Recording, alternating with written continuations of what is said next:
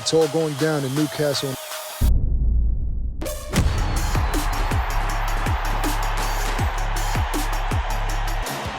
You don't want to miss this one. Join us for the very first IFL Live at London's Indigo at the O2, Sunday, August the 13th, with me, Kugan Cassius, and some very special guests. Eddie Hearn, Darren Barker, Johnny Fisher, and more. Tickets now on sale. So in the words of Eddie Hearn, you get up, you dress up, and you fucking show up. Andrew McCART, IFL TV, proudly sponsored by Everlast. I've got to say I'm delighted to be joined by the man himself, Mr. Kalle Sauerland. Kalle, what's been going on? Hey mate, you alright? I'm very, very good. Like I said, I'm just back from holiday yesterday and I'm straight down for a Scotsman. Yeah, listen, it's that Latin blood that's flowing through my veins right now. Sunbeds north of the border, but then again, north of the border, you need sunbeds in London. But yeah, no, you're looking refreshed and relaxed today, Andy. Well, listen, Kalle, I'm raring to go, so let's go. Josh Kelly versus Gabriel Corzo. Listen, Josh Kelly, I said to him when I interviewed him the last fight against Troy Williamson, it was like a totally different Josh Kelly that I'd ever seen outside the ring and inside the ring, the way he was standing up between rounds, and he seemed different again. He seemed to be enjoying. He was smiling at the press conference, playing little games with Gabriel. So what kind of performance are you expecting from Josh? Look, first of all, it's to promote in the North East this Saturday night, it's always a special thing, live on the zone all over the world. We saw Josh Kelly in front of almost 2 million people at the end of last year stick the fucking words down the naysayers' mouths and throats and gullets by silencing over 12 rounds. It was like one punch knockout. It's like over 12 rounds, a great fighter like Troy Williamson. And he closed the chapter. It was one of the best comebacks in recent times in the sport of boxing. A guy, everyone knew out of the 216 Team GB squad, this guy is the most naturally talented, the most special, great looking kid, so marketable, so funny guy. Built the power of Sky behind him, bomb, bomb, bomb, bomb, bomb. And in life, in any career, whatever you walk of life you do, you got to be prepared to fall to be able to walk, and he took a fall.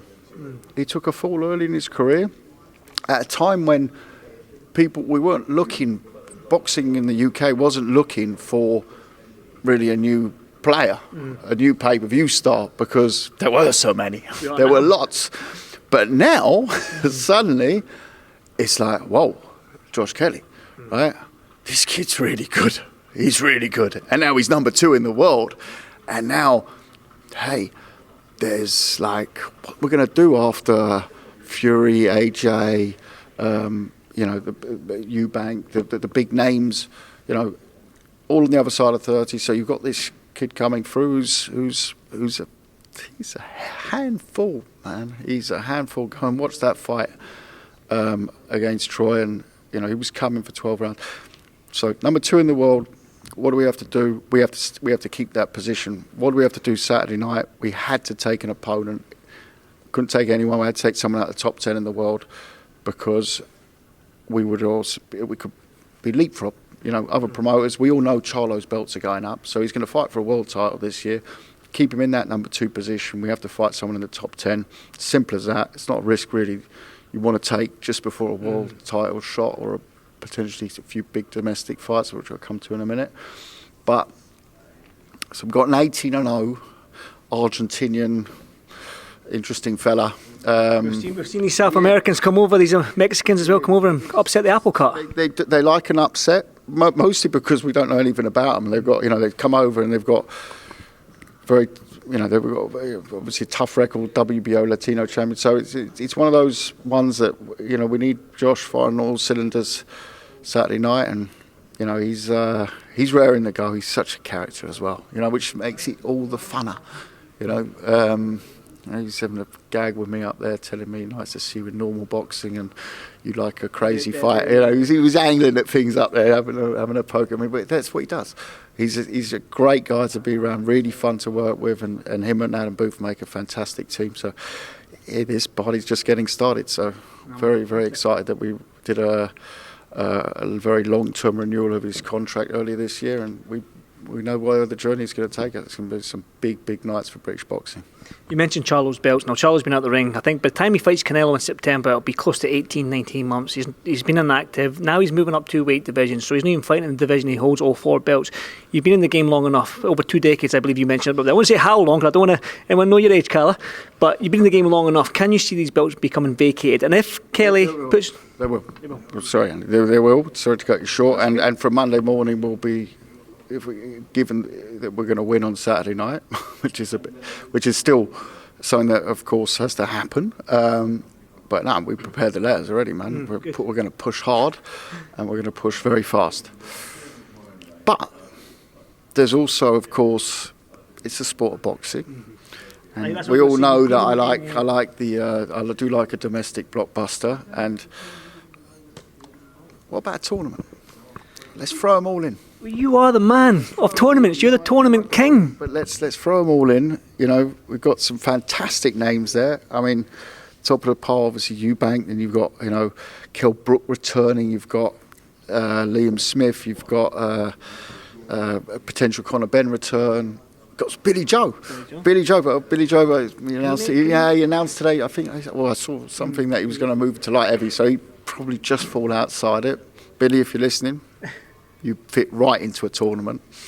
I'd love to promote a tournament with Billy Joe and Eubank together in it. Whoa. But at the same time, we laugh and joke about it, but who wouldn't watch that? Who wouldn't watch a tournament? We're always talking about, I'm sure you're going to ask me in a minute, where are we at with Liam Smith? What's the situation there with Eubank? If we had a tournament going, it's done, isn't it? That's what I love about them. And we've had some initial conversations. I'm well talk about that tournament because you are the king of tournaments, and I did like the World Boxing Super Series. But that you mentioned there, I was going to talk about, so I am now. Eddie Hearn always mentioned the Conor Benn Chris Eubank fight. I was with Ben Shalom a couple of weeks ago at the Savannah Marshall fight, and I said, Liam Smith, Chris Eubank, what's going on? He was very, very keen. He was he had a smile on his face, and he said we could hear something very, very soon. You seem to be the guy, and you and Chris Eubank in the middle here with 2 promoters with 2 fighters that are talking about you. The 2 people who, throughout this process of Eddie saying that, I saw Ben Shalom's interview was about Liam Smith. I saw even Liam Smith making a rare appearance. You've been able to get hold of me in the last couple of weeks? Coogan's tried, Umar's tried, but no interviews there. It's the first one today. It's quite simple. Business isn't done yet. Eubank wants to fight Smith. Talking about Conor Benn, as of right now, 4 minutes to 3 on Thursday afternoon. No one knows about the trial in the Old Bailey, but it's not really a situation that I can let affect what Junior's doing. He wants to fight you, Smith. Smith was already agreed. That fight moved 3 times, so that deal obviously is off. So we're trying to find a deal. But he also needs security because he's lost, again, time, which he don't have. So no professional athlete has time. They have lots of other things, but they don't have time. So, as much as I love the Smiths and I like Liam as well, there's 3 changes. I don't know whether it's down to Liam or whatever it was. I know he was injured, but then we were given a new date, which was 2 weeks. So they all affected, of course, trust levels, but in boxing, we all trust each other. We all love each other. Do you know how you promoters love each other? We love and trust each other all day long, all night long, So that being said, we're moving forward, and I'm confident we get something done, and that date looks like 2nd of September, but we're not there yet. But you're going to ask me how long. I might just give you the mic. Couple of days. You know, we don't want to announce anything in the middle of a fight week either, so probably early next week. But as I said, we got to dot some I's, cross some T's, and that's what it is. Yeah. So it's been made very complicated by events that really we don't have any insight into. And yes, I'm aware that there was a hearing with Conor Benn this week, and yes, I'm aware that he posted it's been a great day. But, you know, for us right now, I can only go on what my fighter wants. That's Eubank, and he wants to fight and avenge the Liam Smith fight. It's as simple as that. And to be fair to him, even if I couldn't even go to him and say, "Well, you want to fight Conor Benn?" Where would they put his head? Like, he hasn't been cleared yet, you know. So, or if he's going to be cleared, so it's not even like it's not even a when, but it's also an if. So there's a lot of things that have been put into certain proportions, and when I'm doing business, as much as I do love doing an IFL interview, I sometimes have to focus on the job in hand. Well, we like you doing IFL interviews. Work. Yeah, and I'm looking very forward, actually, on an IFL note, I'm actually looking very forward to August 13th. I've got to say, I think that night, IFL Live, is it IF Live or IFL Live? I quite like IF Live because you've got the L in there. But okay, we'll go with IFL Live from the Indigo on August 13th. that is going to be absolute. I was just thinking the one, and I heard a whisper. I don't know if it's true. Normally you hear whispers on fights, and I'm hearing things about IFL Live at the Indigo, where I might be making a secret special appearance, doing some crazy stuff. No. But I've heard a whisper this morning, and I don't know if it's true. I actually got a call. I can ask you in a minute when we're off camera. I've heard that Frank is going to be at IFL Live as well, and Eddie and Frank will be on stage together. So actually, I would pay big money to see that. I almost got it done myself in the World Boxing Super Series. We had Ryan Burnett, and Tete. Eddie and Frank, and in the contract, the promoters had to come to the press conferences, so they almost met at the press conferences there. So I almost got it done, but I think Coogan's the man to get it done. So watch this space. I heard a hot rumour this morning that could be happening at the Indigo on August 13th. Well, I'm going to just sit on the fence on this one, Carl. I know nothing what you're talking about. Got three. I feel like a promoter. I've got 3 events: Newcastle, Edinburgh, Nashville in the next 7 days. I find it this IF Live or IFL Live. I find it amazing. And by the way, are you going? Yeah, I'm working on it. But if you don't go, you know that IFL Live 2 will be a sit down with you and Coogan. We'll have a whole IFL Live with you. We'll do it in Bogota. But yeah, no. That was a joke as well. Please excuse the pun. But no, I think those things are great for boxing because every other sport's got a 360 to it. You've got soccer Saturdays and stuff like that. So I think it's brilliant for the sport. Anyways, that's enough. That's a good plug. I do appreciate it, Kalle. Thank you. I wouldn't want to hear the Dillian White quote on that. So no, yeah. Listen, Kalle, I'll probably bring it back to what we were talking about there, but I do appreciate the plug, and there's some prime in there as well. Look at that. You're doing your proper promoter's job today. Primed up, baby. Conor Benn, obviously, he doesn't look like he's fighting Chris Eubank. We need to find out about this hearing like you mentioned. Now, I mentioned Conor Benn to Josh Kelly, and his eyes lit up. And his exact words for me was, "I'll welcome that fight with open arms." Now, you've worked with Conor Benn with the Chris Eubank first fight before it got postponed or cancelled. Can you make that fight with Josh Kelly and Conor Benn? Yeah, I mean, look, 2 absolute, yeah, I love it. In fact, yeah, I mean, Andy just put thoughts into my head, but I think, like I said before, I think him against Benn, great fight. I think Kelly against any of those names. So I'm going to go back to my tournament again. Just throw them all in, you know. Everyone's a winner, from the boxers to the fans. Promoters will be all right as well. Everyone's a winner. Yeah, the networks will love it. I do think that's the best way always. No avoiding each other. Sign up for a tournament. Boom, done. You need 8 fighters for a tournament, Kalle. Now, how confident you? And obviously, it's probably a pipe dream right now. I don't know if you've got any talks going on that I don't know about. But for me, looking at a tournament with Josh Kelly, Conor Benn, Chris Eubank, Liam Smith, all different promotional companies, different networks, Sky Sports, DAZN and whatnot, and there's only 4 names there. There's got to be another 4 big names that you can, I don't know if you can pull them at the top of your head. Billy Joe. Yeah, you said Billy Joe. No, Liam Smith. So Kelly, then you've got Eubank, Smith, Benn, and Brook. Okay, Brook, yeah, sorry. Brook. We need 3. So actually, to make the Super 6 would be with Billy. Billy. Also, I'm not like an boxing Super Series with 8, was it not? Yeah, there was 8, but the original Super 6 was, which I did in 2008. Well, again, that feels really... I'm old enough to remember that, Kalle. Kessler, Froch, Abraham, I'm going European first. It was like Ryder Cup. And then I got Ward, Jerrell, and of course Jermaine Taylor. Bad Intentions. Yeah, that was a good tournament. That was the first sort of tournament that I remember from. I remember just doing the deal with Showtime and the networks in Europe at the time, and it was the most exciting. It was the first major thing in my boxing career, and it was something that still to this day they're all sitting on the stage, and it's all going to go off. And Well, Kalle, if anyone can get it done, surely it's you. Yeah, well, we'll work on it. I like it. Unfortunately, it does take a few boxers. I could put their masks on and sort of box myself, but no, we do need the boxers and the promoters to play ball.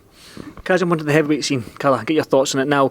There was a lot of talk about Saudi, December, Fury Usyk and Joshua Wilder on the same card together, but now Joshua's facing White. We've got Usyk Dubois both in August, and now we've got Tyson Fury fighting Ngannou in October out in Saudi Arabia. Maybe Tyson's dipping his toe in that Saudi market, we don't know. But just stop the Tyson Fury and Ngannou fight. Your thoughts on it? MMA fighter against a boxer? Intriguing. One word. I mean, look, you're going to all shoot me. I can see the comments already now. Oh, we should be fighting. At the end of the day, it's it takes 2 to tango. I don't know. I wasn't in the negotiation. There's 2 sides. You listen to their story, it's compelling. You listen to their story, it's compelling. At the end of the day, mate, the fight ain't on, right? So he goes off, and he'll look at it as something that has more eyeballs than other fights at heavyweight, and that's just. I'm not saying that's the traditional route. It's been done before, though, hasn't it? I mean, Mayweather, McGregor, Ali, back in the day. It's this is something that's for that sport, and will I watch it? You got my 25 quid, that's for sure. So it's and we can knock it, but at the end of the day, it is what it is. Suits me down to the ground because it means Hrgovic will get the winner of Usyk Dubois. That's what I was going to go for. I'm a big fan of actually Fury against Ngannou. So yep, that's absolutely brilliant. In fact, they should do 1, 2, and 3. That's what I was going to say to you. Obviously, with Joyce and Zhang fighting each other in the rematch, with Joshua White, with obviously Usyk and Dubois, and then Tyson Fury and Ngannou, and then you look at the top other guys in the top 10. It's Hrgovic. Now, where does Hrgovic stand? Who would he be fighting? Who? So, he will box in August in a live fight against someone very highly ranked. Great fight, and it will be before the Usyk Dubois fight, and the winner of Usyk Dubois is the mandatory for the IBF position. So if we come through the fight in August, we will be next, unless they drop the belt. That's the only other way. So you would have the chance to do the Fury fight, but not when he's tied up. So he's fighting Ngannou. But obviously, can you see this Saudi Arabia thing happening in December with all 4, the big 4 fighting? You cannot see it happening. No, not with the way that the dice has rolled now. Not at all. No. But I don't think they didn't get a deal together before. Why are they suddenly going to get a deal together now? I mean, he's boxing in Saudi against Ngannou. So, I don't think that he's going to box in October and then back in December. No, can't see that. When you look at the man. By the way, I know nothing about the UFC, so I had to go and have a look at this Ngannou. He can actually bang. He can bang. But can he bang against the Gypsy King? I'm not so sure. I was going to say, do you feel like the heavyweight belts have been held hostage because all these mandatories aren't getting fulfilled, and it seems like Hergovic's been mandated? We're at the front end of it because Usyk was supposed to do his mandatory a long time ago, and then have I been on the other side of the fence as well? Yes, I have. I remember the Klitschko times, the amount of times it happened. It's unfortunate. Of course, it would be much easier if there was only one belt and where it would be done. But boxing has never had that, in our lifetimes. So it's something that what would annoy me more, and let me phrase this correctly, is if they would be off doing soft touch voluntaries in all fights. Now I know people say, "Well, it was Ngannou then." Oh, well, Ngannou's not even a boxer. So it is a crossover fight. I don't believe it will be an exhibition. I have to go along with that because I think they'll try and rip each other's heads off. So this word exhibition, I always think of tennis or golf or something. But they're gonna definitely go for it, hell for leather. So, but I would be more infuriated if it was, I don't know, picking some guy out of the top 50. And I can only comment on the Usyk side because we're not mandatory for the PC, we're mandatory for the IBF. And I think Usyk and Fury, they both did try and make that fight, and it didn't happen. And like in any business, unfortunately, that's what boxing is. It's a business. It's not publicly funded. It's not a government-run institution. It's a bunch of private entrepreneurs who give ourselves the wonderful name of boxing promoters. So it has to make business where it doesn't make sense. And, there's no one who's going to cover your ass when you put on a card that's worth $50 million and, who's going to underwrite that, So, I don't want to sound like making this all very boring, but that's what it boils down to, doesn't it? So does boxing suffer through that? Absolutely. Will it long term? Will we still see big fights being made in the world watching? Absolutely. It's sorry, but I remember growing up. Was it Lennox Lewis? Gifted the one belt at the green table, so to speak, because the other guy wouldn't fight. I can't remember which fight that even was. Was it? Bowe? It was like Lewis Bowe. We always wanted to see Lewis Bowe. Never happened. But did we then see Lewis Klitschko, Tyson happened too late, but we saw Lewis Holyfield, the two. But boxing is like that, and let's not all jump on boxing because a fight wasn't made. That part I disagree with. I'm going to take a hard segue here. Now you're out in Nashville for the Misfits card out in Nashville now. I've been trying to get on a Misfits card for so long, Kalle. I've sparred Tyson Fury, I've sparred Liam Smith. I'm getting trim. You're probably beering up on holiday and you're looking actually trim. I don't see any ounce of fat on you, Randy. Yeah, I know. I've noticed you're sort of like you're in an audition here. We'll go back to telling me you show me your moves. I'll show you the Tyson Fury spot and the Liam Smith spot, and I'll let you show you my moves. Maybe you can get me on, Kalle. Who knows? But I'm interested to see the Liam Smith spar. When was that? That was actually 3 months ago. Okay. They did drop me with a body shot, so I'll let you see that first. I'm more interested in when it was because of the injury. So yeah, no, that was a good time. Look, when was Pacheco fight? February, I think it was back then. Yeah, a long time ago. Okay. Yeah. Anyway, back to this card then. The Zone, Josh Kelly, Corzo. We've got a Great British title fight in Dylan and Kat Ashfaq. We've got interesting heavyweight. Talk to me about why the fans should tune into The Zone and why what the entertainment the fans are going to get in the arena as well. It's one of those absolutely stacked cards. Going to be a great atmosphere. Oh, we've got exclusive here. We've got the England national football team brass band playing in the venue and the crowd on Saturday night, so we're going to have a right atmosphere in there. We've got everything from young talents of the future.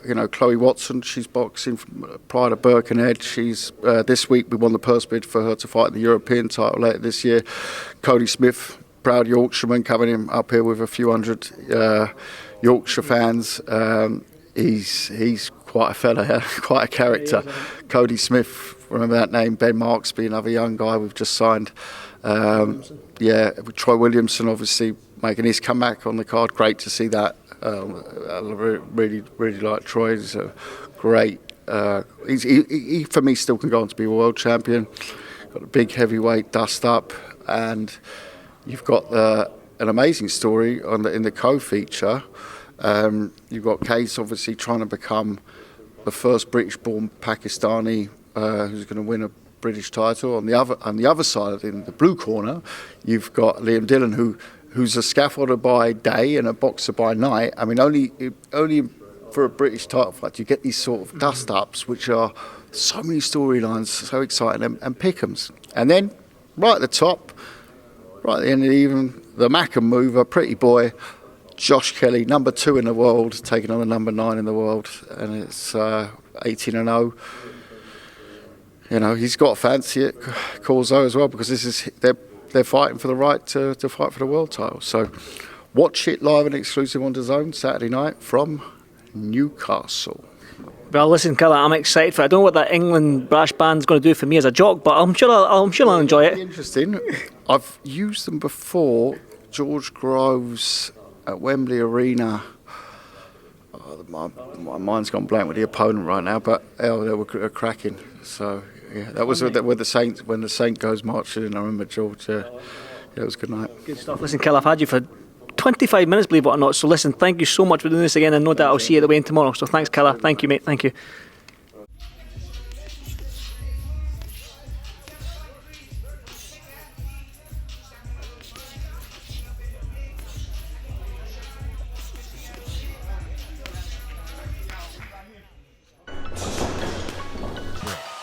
It's all going down in Newcastle.